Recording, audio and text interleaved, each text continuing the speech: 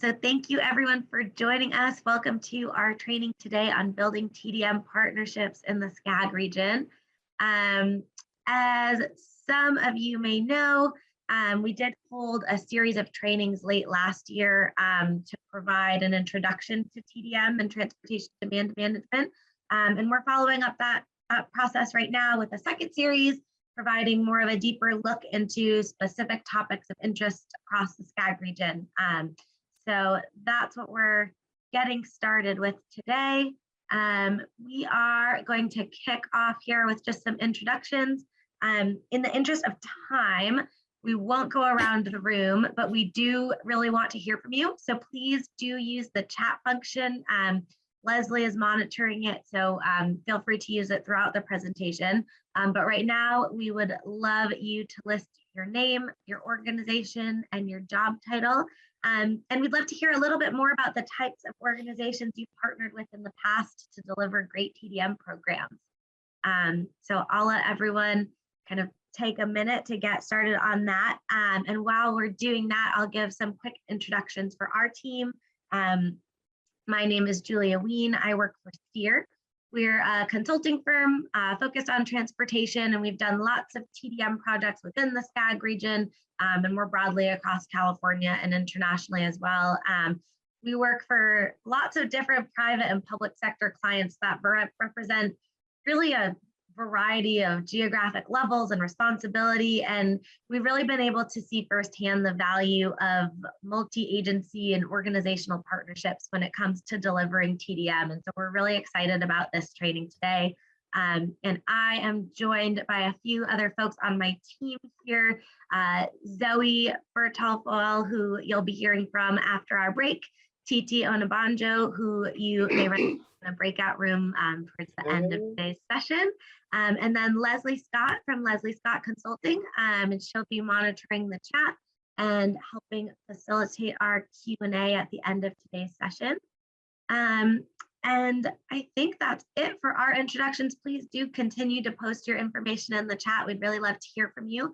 But I am going to now turn over to Steve Fox, our project manager from Skaggs, and he's going to give a quick introduction from Skaggs and what Skaggs has been doing for TDM in the past couple of years. Thanks, Julia. Yes, I'm Steve Fox. I'm project manager for Skaggs for this project. Thank you very much for attending this training today.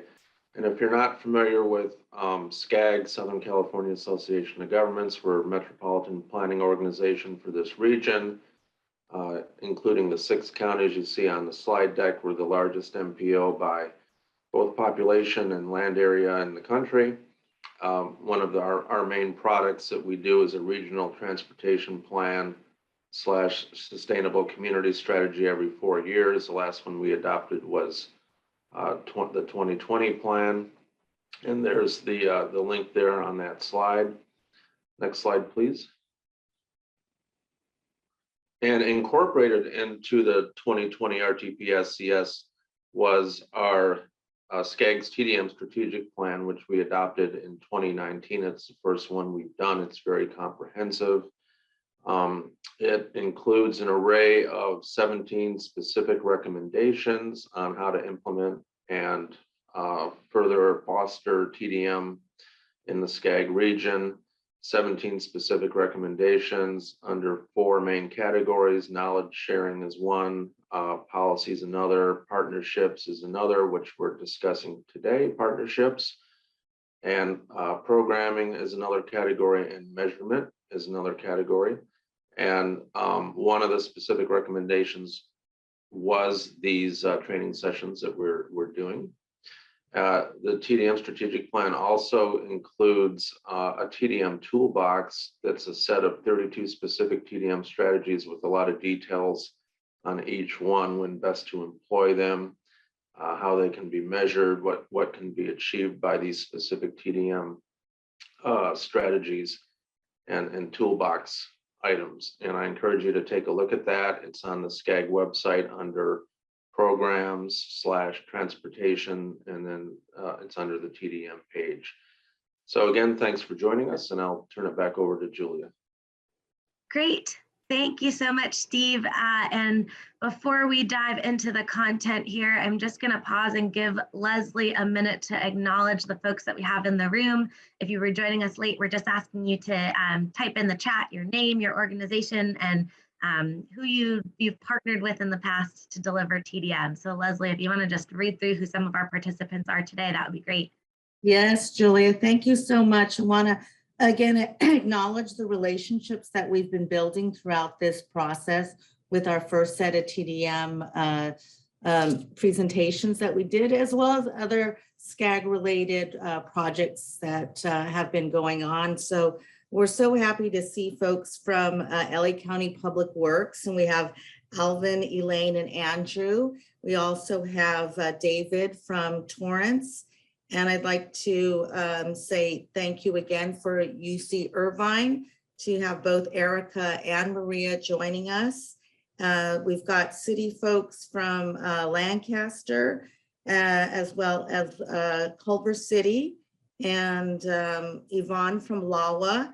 We also have some people joining us from the Energy Coalition, and that's Tyler, as well as let's see, Lynn from Commuter Services, and let's see, Jenny from Ventura County Transportation Commission, and Lynn from Anaheim Transportation Network. So I could go on and on, but again, people have been putting their names in the chat, which is great. But what I most want to again recognize is the fact that we have a wide variety of participants today. We have people who are employee transportation coordinators, as well as commuter related positions.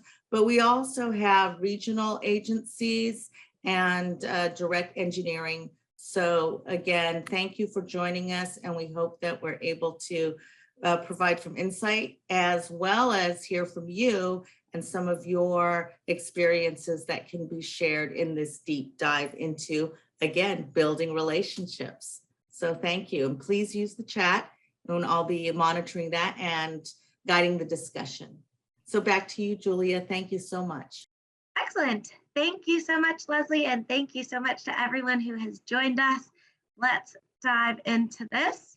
So I mentioned, I think at the start, that this training is part of a series of 6, each diving into different topics related to TDM. This sort of came out of our first round of 6 trainings that were really focused on each county in the Skaggs region, and we asked our attendants what they were interested in learning more about. So we do have our next training coming up in a few weeks on supporting TDM through policy.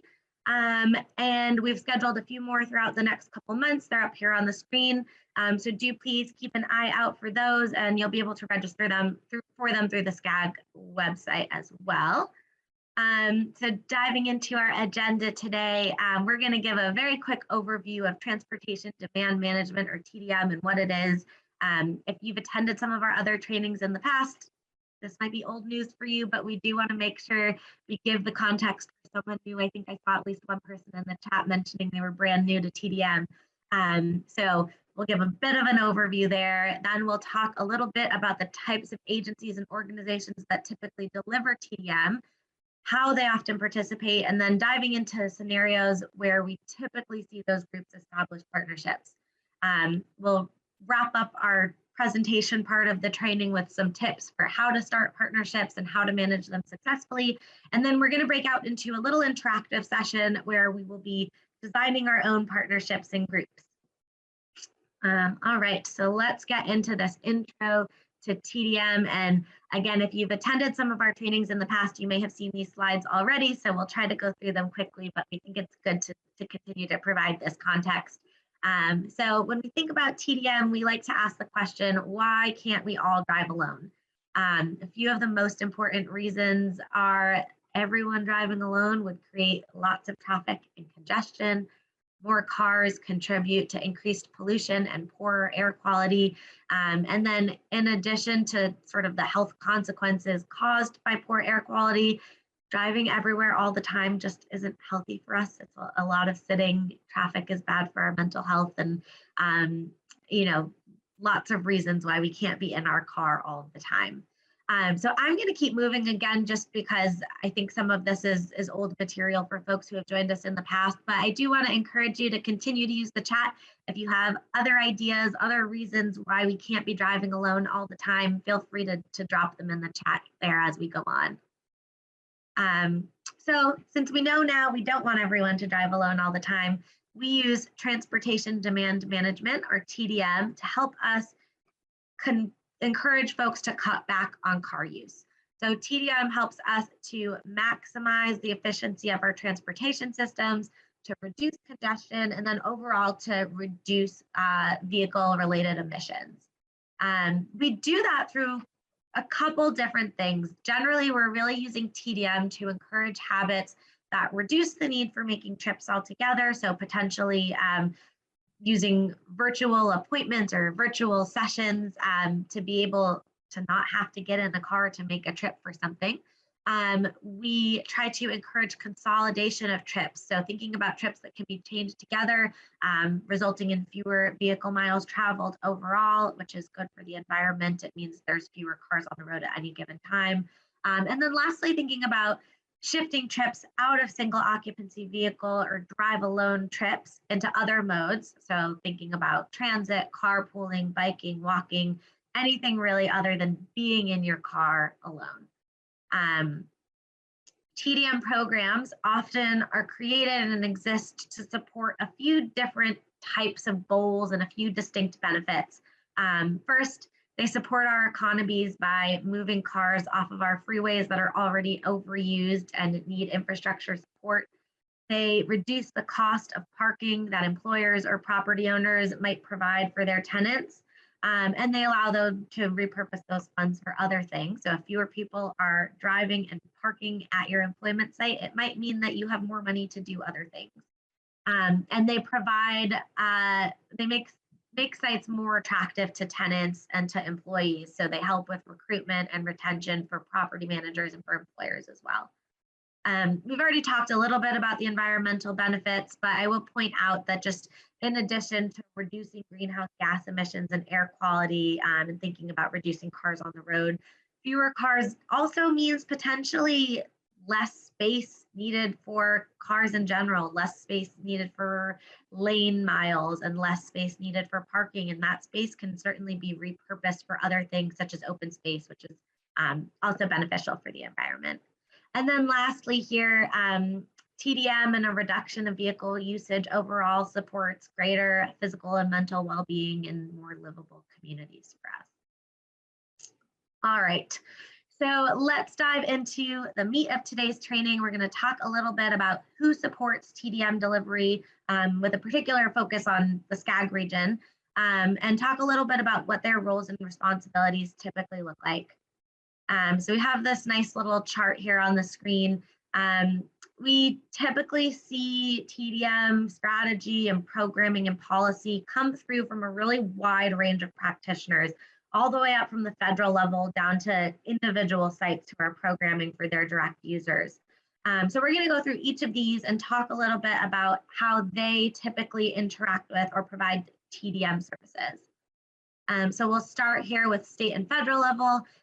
So depending on where you work, you might not see it directly, but even the federal government does consider and supports TDM through the work that they do.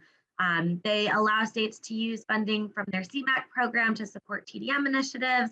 They allow employers to give pre-tax benefits on costs for commuting to employees. And they also support van pool subsidies across the country. On the state level in California, the state sets goals for its congestion management plans or programs related to SOV travel reduction. Also, the California Environmental Equity Act, which you may be familiar with as CEQA, now does require new development projects to mitigate their significant vehicle miles traveled impacts through SB 743. And then maybe a bit lesser known, but California also oversees a requirement that employers offer parking cash out options to employees in certain specific situations. This isn't totally the most enforced code, but it is something that exists on the state level. moving on down to our regional level and thinking about Skaggs, Steve gave us a great introduction already, so I won't spend too long on this. But Skaggs is not a governing body, but they do support TDM through setting strategic priorities for the region, and those priorities help to shape policy on the county and municipal levels as well. As Steve mentioned, a couple of years ago, they developed the regional TDM strategic plan, and that was really the impetus for convening the Technical Advisory Committee, the TDM TAC.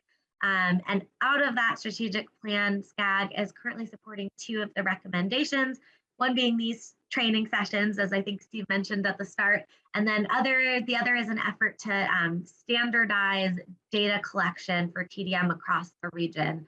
And just a little plug here that you may have seen this on our slide a couple minutes ago, but we have a training coming up on that process as well. So Skaggs will be able to update all of us on sort of where they've gotten with data standardization across the region.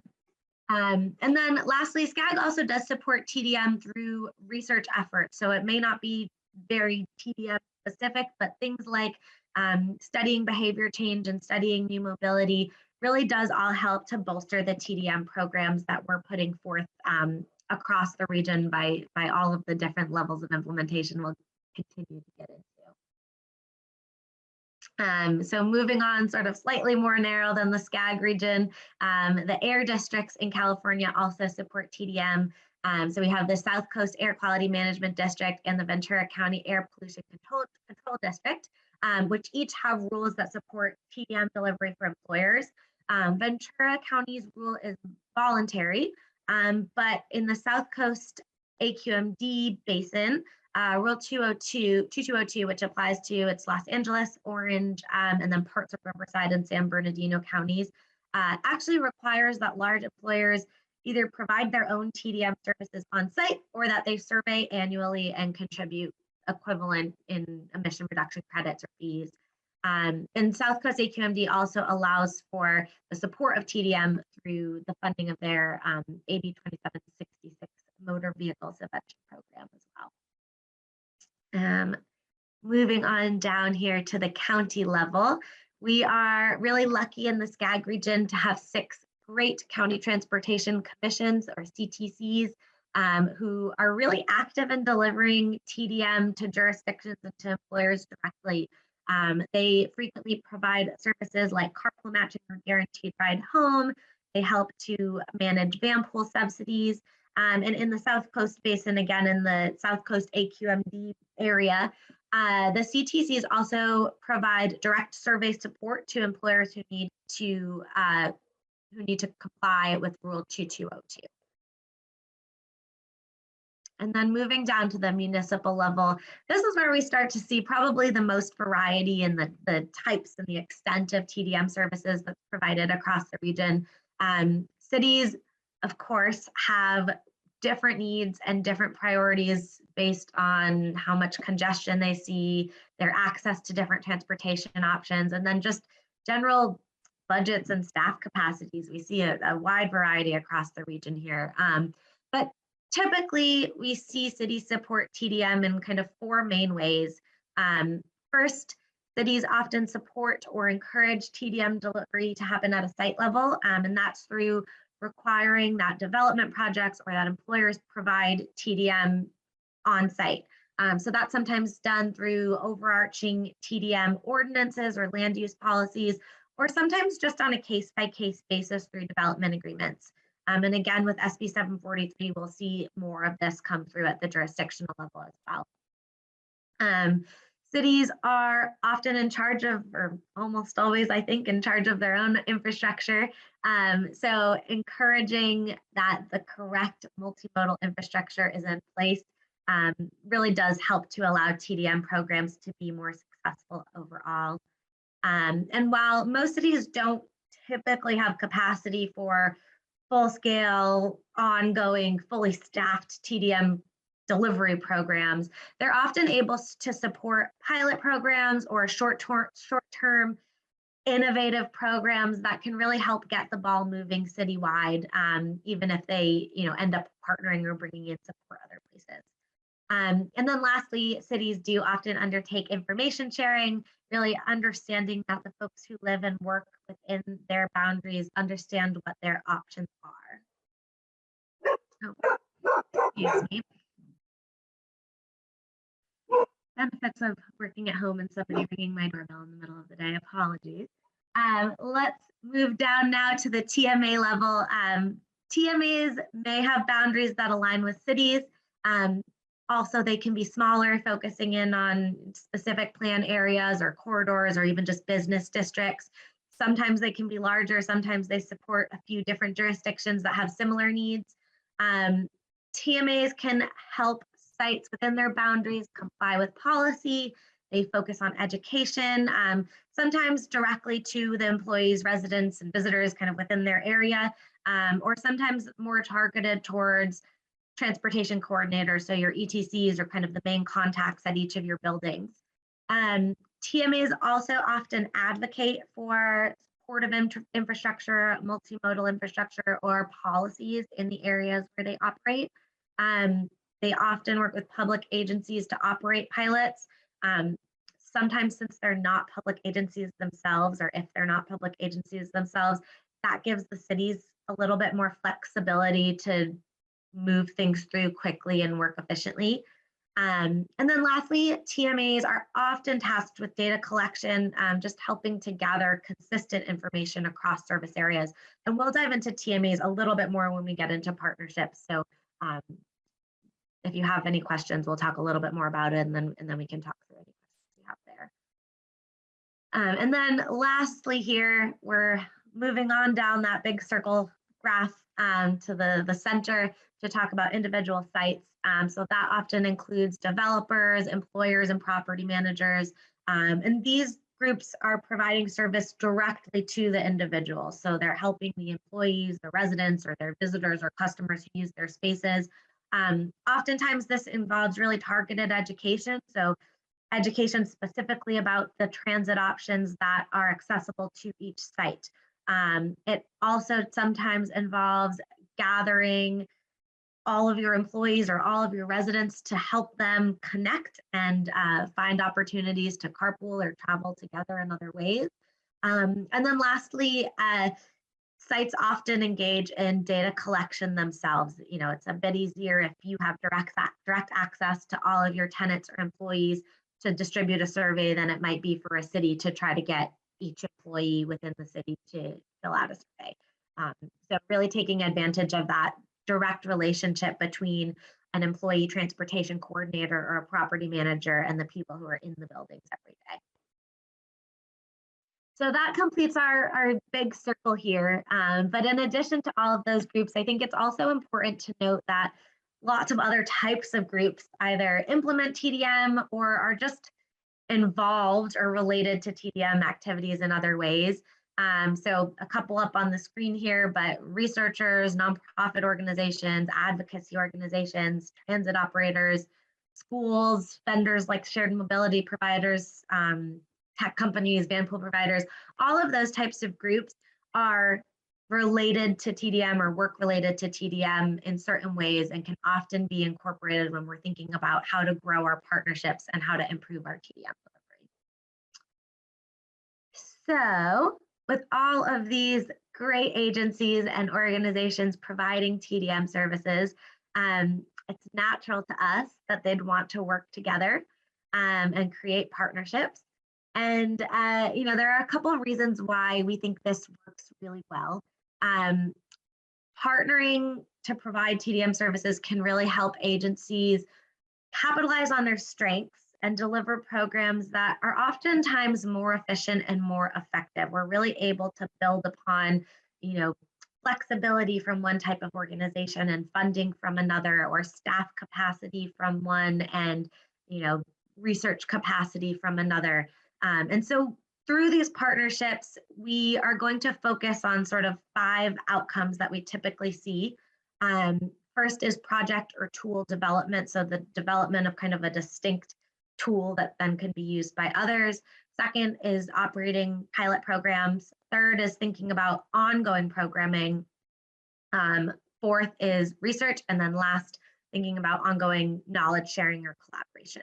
So we're going to go through examples of each of these just so that you can get a sense of what they look like when we are bringing folks from different types of agencies and organizations together to partner on TDM projects. So first, we are going to start with Projector tool development. We're actually going to start outside of California for this first one. And this is with the development of the Trip Reduction Impacts of Mobility Management Strategies, or TRIMS model. So this is an Excel-based tool that was designed to help agencies and site managers measure the cost and benefits of their TDM programs. It was developed by researchers at the Center for Urban Transportation Research, Qatar, which is based at the University of South Florida. But it was actually funded jointly by both Florida DOT and US DOT. It's been updated. I think it's on its like 4th or 5th version right now. And it's free to the public. It's often used by both private and public sector agencies.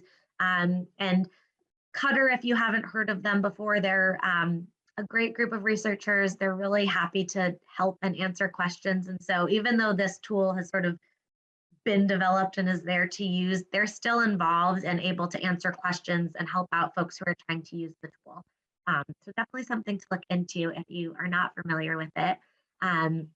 But also a good example of how the research world, the public sector world, and the private sector world are really all joining together to use the same product.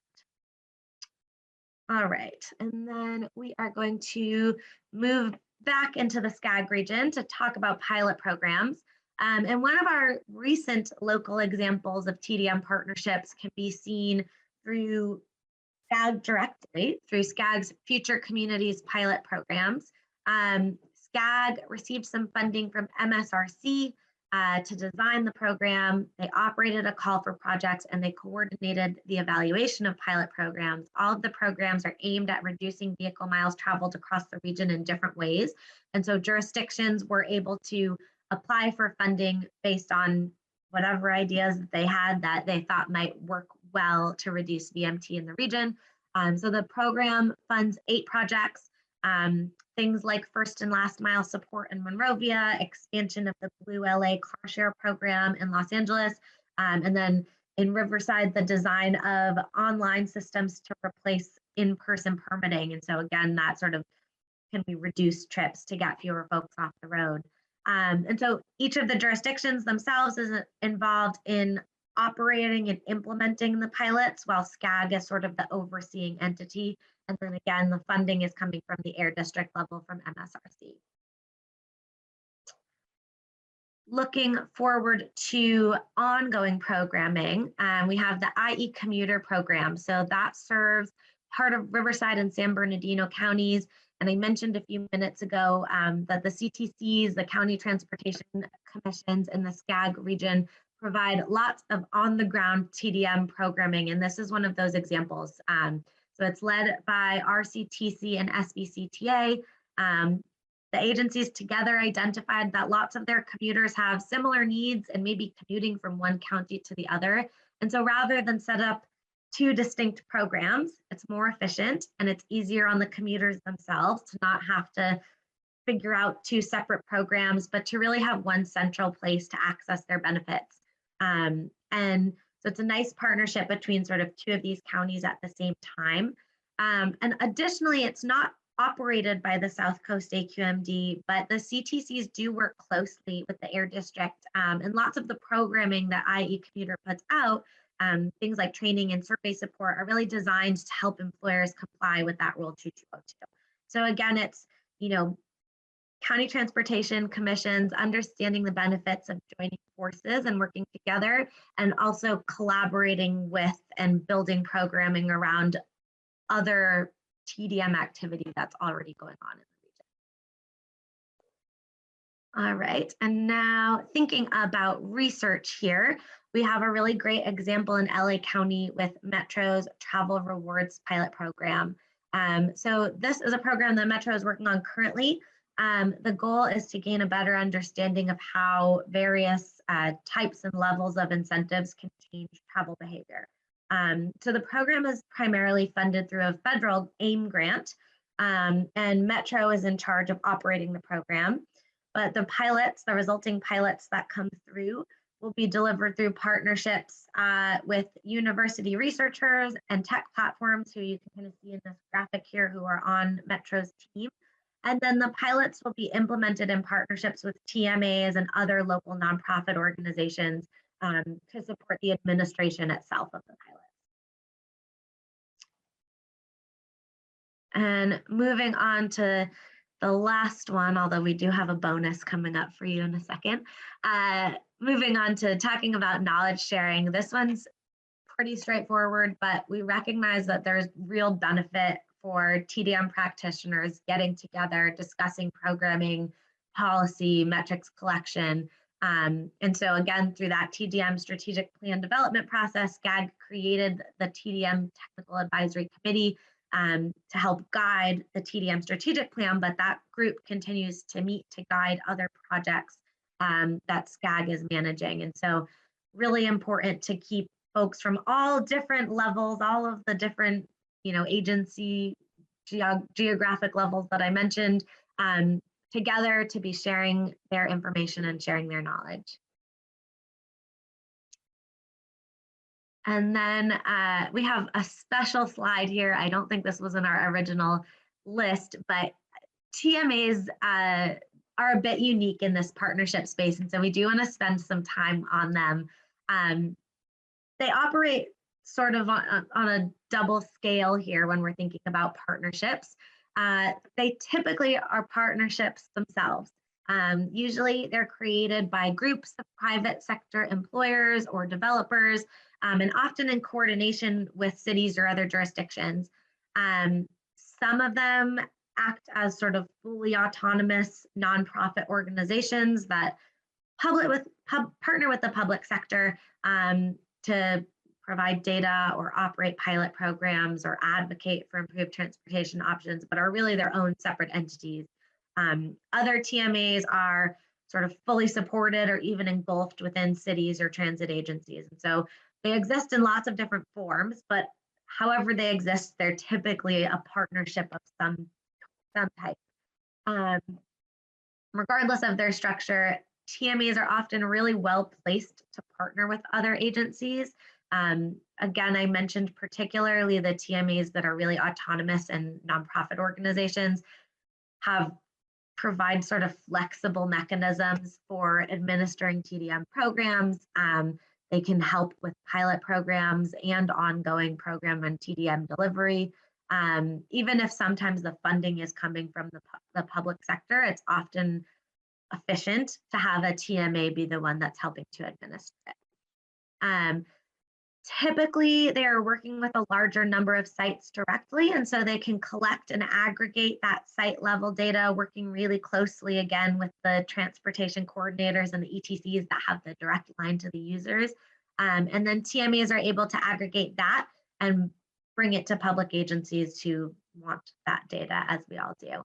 And then lastly, TMAs do often partner with each other, particularly in areas where two TMA service areas may serve similar needs. So we have just two quick examples for TMAs, kind of one on the TMAs existing as partnerships, and then one more as for TMAs coming together to partner themselves. So this first one here is the Burbank Transportation Management Organization, or the BTMO. The BTMO is a separate entity from the city. It's a nonprofit organization. It's funded solely through membership dues. However, the TMO was actually created because of a clause in one of the city's specific plans. And employers in two of the specific plan areas within the city are required to join the TMO. So it's that really nice partnership of the TMO existing on its own, but existing because of the city and the city's policies directly supporting the TMO's well-being, in a sense, as it's making sure that the employers are joining. And the last example here before we'll go on a quick break is the Verdugo Program. So this was a partnership between It was a grant originally from LA Metro, and a partnership between the cities of Glendale, Burbank, and Pasadena to help provide discounted passes. So either a $100 bus and light rail subsidy or a MetroLink regional rail pass to folks within the Arroyo Verdugo region.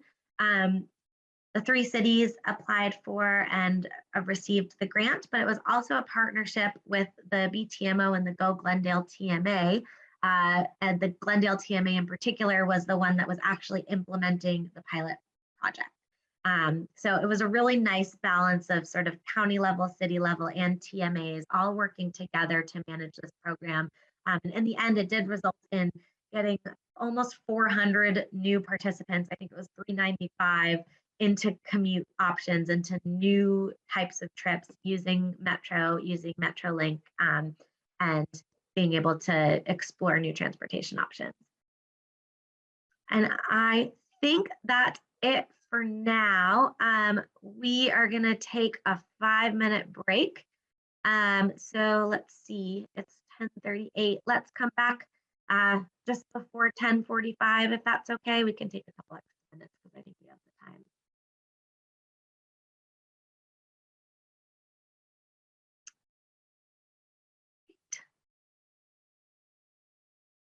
Okay, Julie, I think it's great. We'll take a break. We don't have any real questions specific to what we've covered in the chat. But again, we also hope that people take this opportunity while on their break, if they see somebody that they would like to say hi to and create a relationship, please do so. I noticed that Steve Fox is saying hello to Julia. So we do know that Steve has been involved with many TDM projects throughout the region. And that's it. So we'll see you back soon. And Steve, I think your question about asking questions later, we definitely do have a sort of Q&A session for after our interactive session at the end. So feel free to ask questions in the chat in the meantime, and we'll get to them then. But if you want to hold on to it, we'll be ready to answer them at the end of the training session.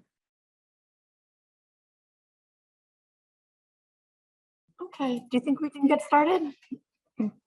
Yes, I have 10:45, so let's do it. Hopefully everyone had a nice 5 to 7 minutes off there.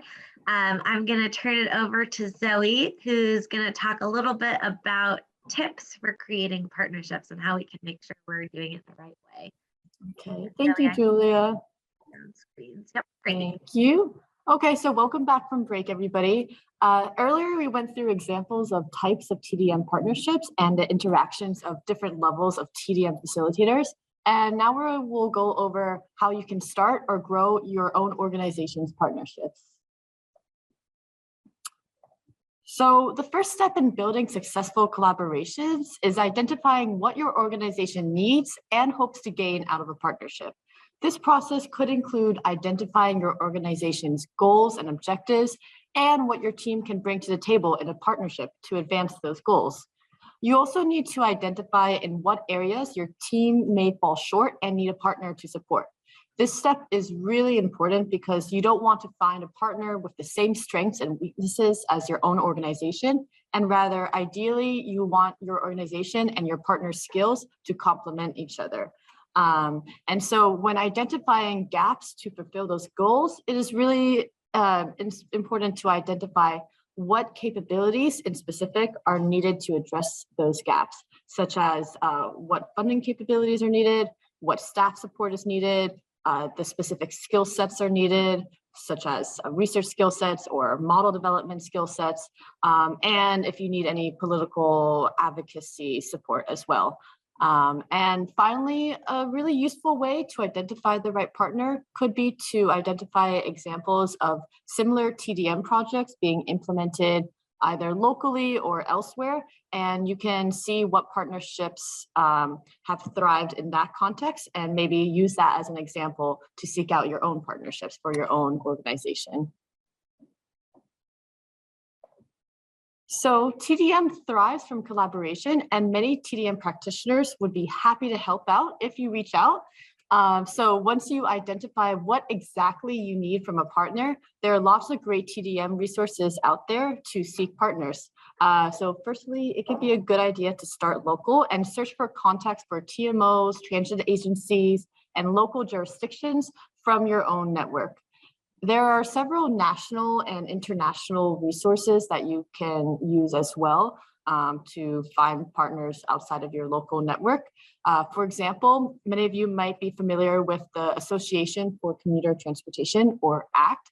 And ACT is an organization for TDM practitioners like you all that would empower organizations to advance TDM through educational events, networking events, newsletters, legislation updates, and much, much more. So it's a great resource to subscribe to.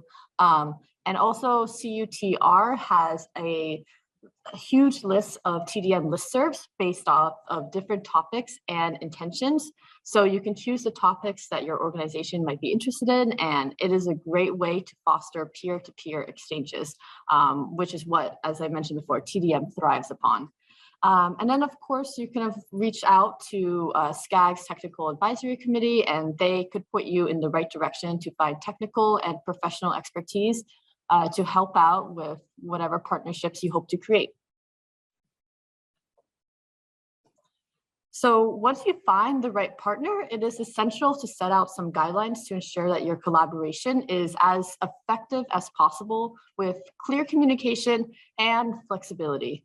It's important to outline each partner's capabilities and limitations related to all the components of delivering your TDM initiatives, such as staff time, data collection capacities, also data sharing or privacy agreements, also funding. And so once this has been determined, what you need out of the partnership, you can officially outline each party's roles and responsibilities where appropriate with a contract or MOU. And an MOU is like a contract, except it's not legally binding. It's also really useful to establish a frequent communication schedule to ensure that partners are on the same page and can share updates or issues with one another throughout the collaboration process, because it's very difficult to foresee things without constantly communicating. And lastly, if these last couple of years have been any indication, that TDM context can change. And so essentially your partnership must be willing to adapt to changes, not just within the local TDM context, but also within the context of each organization, and changes within the organization or changes within your capabilities. So flexibility is really important. Okay, so now we're going to move to an interactive exercise where you can all think about how to apply these partner making strategies from the perspective of either an employee, a city employer, a city, or a transit agency. So we're all going to get randomly assigned, or we're going to randomly assign everyone to a breakout room, and a facilitator is going to guide you through our next exercise. So everyone here we go. I'm going to assign breakout rooms. Let me know, or let us know if you have any issues joining. There we go. Okay. There we go. Okay, and you should have just received an invitation to join a room. So please join that room if you haven't already, and we're going to move on. Thank you. And we'll see everyone back here in just about 10 minutes. This is a quick one. I think we have everyone back. Is that true? Yeah. I think so. Great. So we have about 20 minutes left in today's session. We were going to do just a 5-minute kind of recap. Zoe and TT and I will just each run through quickly what our groups came up with, and then we want to spend the last 15 minutes or so here able to answer any questions that the group has. So Zoe, I think you were group 1, is that correct? I can start if you want. All right, I messed up the numbers, but why don't you No worries. go ahead and start. No Just tell us sort of who you were, what your problems were, and how you used partnerships to solve them. Sure. So we imagined that we all worked for the city that wanted to implement more TDM, but had little or no bandwidth to do so. And so for some of the goals, obviously some of the goals were related to TDM and also making the programs that the transportation agency already offered more well-known and connecting people to those resources. And so we wanted to make sure that we were connecting neighboring cities and the metro. And on the strength side of things, we recognize that the city has a lot of strengths to bring to a partnership, such as the city is very aware of the rules and regulations that are applicable to the TDM process. They also have some legislation making ability and also some information and messaging abilities. And finally, the city, since it is such an important jurisdiction, they could utilize economies of scale to potentially lower the costs of implementing some of these programs. And so in terms of where the city perhaps fell short is number one in like financial support and maybe funding to do this outreach. And secondly, staff support and specifically specialized staff support. So the city may not have staff that specialize in TDM, so it would be a huge learning curve for them. And as well as the fact that cities may not have a huge capacity to do community outreach and directly interact with people that would be affected by TDM or could have an important input in the TDM making process. And so given that, we wanted to find in a partner the ability to fund TDM implementation, specialized TDM staff, community outreach capacity, ability to implement specific TDM ideas, and very importantly, data collection abilities or data analysis abilities and research. And so some examples of ideas that we have for who the city could partner with was, well, somebody had an idea for a corporate partnership with van pool companies, which is more on the employer side of things, but the city could potentially help fund and incentive for these van pools. And so that would make those van pool partnerships a lot more attractive. Also, I think the city could partner with universities. And I believe Gerald actually, we discussed this for a bit, but Gerald actually works for a university that specializes in transportation research. And Gerald was saying how there's a lot of collaboration across universities, and their university has a lot of, for instance, ridership data. So universities are a great place to look for data. And finally, we discussed potentially starting a TMO or TMA.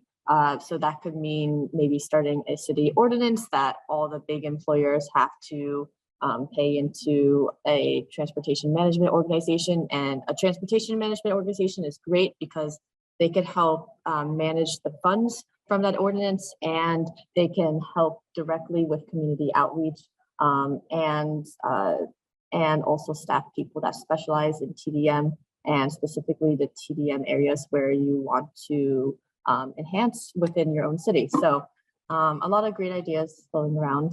Anyways, that's it on our end. I believe TT, you were an employer. Yes. So our persona was the employers. So an employer looking to reduce the demand for parking on their work site and who they could potentially partner with. So our group came up with a few goals. One of our goals was a reduction in commute to the office site, setting up carpool programs, and also setting up shared parking programs. We came up with a few strengths based on our imaginary employer. One was that we already have modified work schedules in place, so that can be an incentive to reduce commutes to the office. Another one was that we are potentially a large employer or that we are also in an urban core where we can potentially partner with other employers to implement a carpool program. The other was that we have an incentive program going on currently at our workplace. I think Angel from OCTA said that that they have an incentive program for their commuter club where people can get more vacation days if they use a sustainable mode of transportation. So that was like a potential incentive program that could be potentially implemented. In terms of support needed, we figured that for a carpooling program to be implemented, we need support for ride marching or ride sharing. We also need to potentially partner with a TMA that whereby we can identify, whereby we can coordinate for our shared parking program, and also potentially partnering with transit agencies in terms of giving transit subsidies so that people can use other modes of transportation to access the work site. So yeah, and also we also had one more goal was especially for folks that are for employees that are like potentially in like suburban or remote or rural settings, like how can they encourage more folks to access the site more sustainably? One of it was through a remote work site. So in that sense, we would need to partner with a co-working space whereby and also potentially identify locations where an off-campus site can be located. So those were some of the stuff we came up with. Great, thanks. And I will wrap us up with our third breakout group. And we were pretending to be a transit agency. We were trying to recover our ridership after COVID. And we had a couple goals. So increasing ridership is sort of the overarching one here, but we also focused in on a few key types of travelers. So first being university students, faculty, and staff, the second being commuters, and the third being riders who were coming in from new development. And so thinking a little bit about our strengths and what we're able to do as a transit agency, we're able to provide the best service we can. So that means, providing timely service, making sure that our service is clean and safe for users, and providing things like real-time data so that they're able to use our service, most effectively. In terms of kind of what we can bring to the table when we're thinking about partnerships, we as transit agencies can run fare discounts or promotions that can attract specific groups. We have vehicles typically, and so we have the ability to advertise through those vehicles using things like bus wraps. And then we also do provide kind of an external value to the folks who we might partner with in increasing access to their sites and reducing the costs that they might need to spend on parking if folks are using our services rather than driving. What we don't have, what we needed support from as a transit agency was direct access to the people that we want to use the service. So those three groups, the university folks, the commuters, and folks who live in new developments, we don't have their email addresses or their phone numbers. We're not talking to them on a day-to-day basis. And so that's where we really want to make sure we're partnering with groups that do. So generally what we were looking for in our partners was them to be able to play a large role in communication and providing access to the folks who use their sites. So for universities, that meant things like pushing out information in student service areas about our service, using social media, thinking about discounted bus pass programs. So that's something, again, that we can provide on our end, but we need the universities to be helping us to administer and helping us to promote. When we're thinking about working with employers to attract commuters, employers can actually help subsidize fares on the other end for their employees. They can provide incentives and programs to encourage their employees to use our service. And then thinking a little bit about developers, and we sort of honed in on residential developers here. They can promote really targeted information about our service. So if there's a bus stop right by their building, they're able to talk to their residents and their tenants about that stop directly. And then depending on the project, they may also have some influence over site level infrastructure and first last mile options that can help make sure folks can connect to our transit service as well. So a couple of examples across the Skaggs region were things like the Santa Ana City College and OCTA partnership. So university students ride for free on OCTA services. They do a lot of marketing through bus wraps and boards. We talked a little bit about the Metro ePass program and the Perks Pass program with OCTA, which are really great partnerships between the transit agencies and the large employers in particular. And then thinking about, again, in Orange County, just really good examples that we've seen of new transit-oriented development, really well connecting their new residents to transit services that are close by or exist. So things like targeted messaging about where stops are and how to get to them and how to use transit service, we've seen be really successful. All right, so we have about 10 minutes left here, and I do want to open the floor for questions if folks have them. And Leslie's thrown in the chat a call for other partnership and relationship opportunities. So do feel free to put your other ideas in the chat as well so that everyone can see them. Hey, Julia. This is Martin Buford with Metro. Hey, Martin. Hi. I wanted to talk just a quick minute on the conversation about partnerships. And one of my thoughts is the example I'm going to give here is going to seem obvious, but but I have a kind of a pre-talk to that, is that the importance of looking for partnerships where the goal may be different, but getting to that goal is can benefit each partnership individually. So when I talk about that, I think about that like for the Southern California area, like the Riverside, San Bernardino, Orange County, and LA County, is one of our strongest partnerships is with the AQMD. Now, one of their goals, their primary goal, is air pollution reduction. So if they could more than likely wave a magic wand in every vehicle in all the counties that they oversee were electric, well, they've achieved their air pollution reduction goals. It hasn't changed the footprint of congestion, but they've achieved the air pollution reduction. Now, for us, we all know that the VMT reduction feeds into that and can make a difference into their goals for air pollution reduction.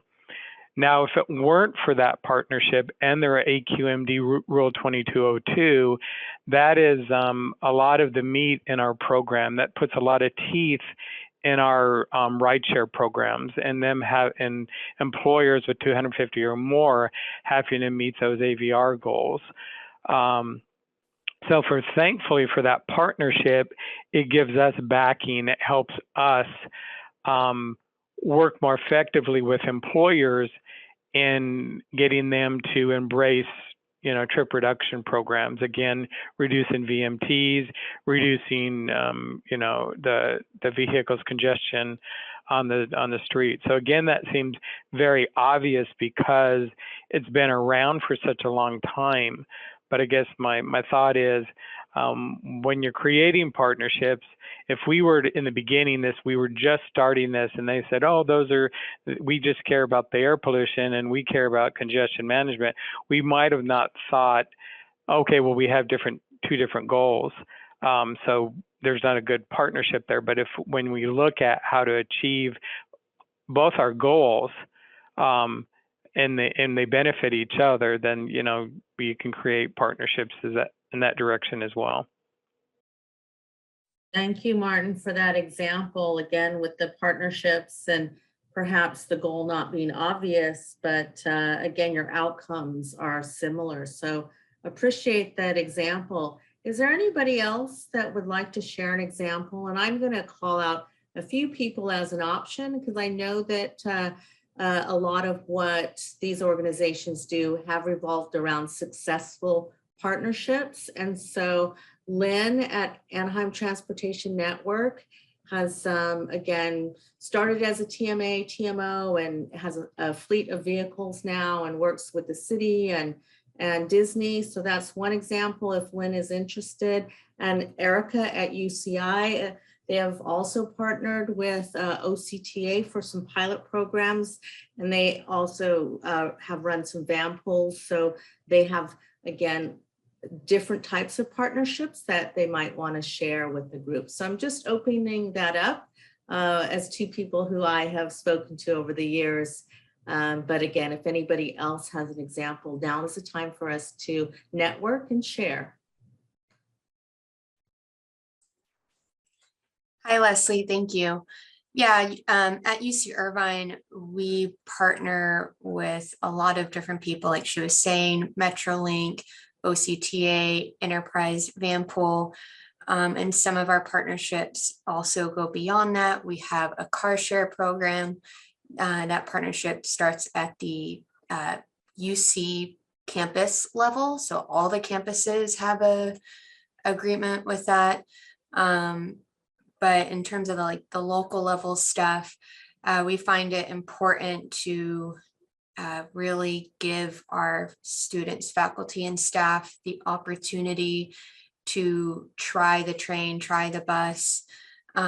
We have a lot of events. For example, we are going to have a big rideshare festival in May to really kind of relaunch the sustainable transportation commute modes, as our campus is going to be just about fully back. Many students have still been online. So we're really looking forward to that. And we will have representatives from each of the different partners who will then get to talk to the students, faculty, and staff directly, and have giveaways and everything like that. So we find a lot of communication, a lot of marketing outreach efforts are important.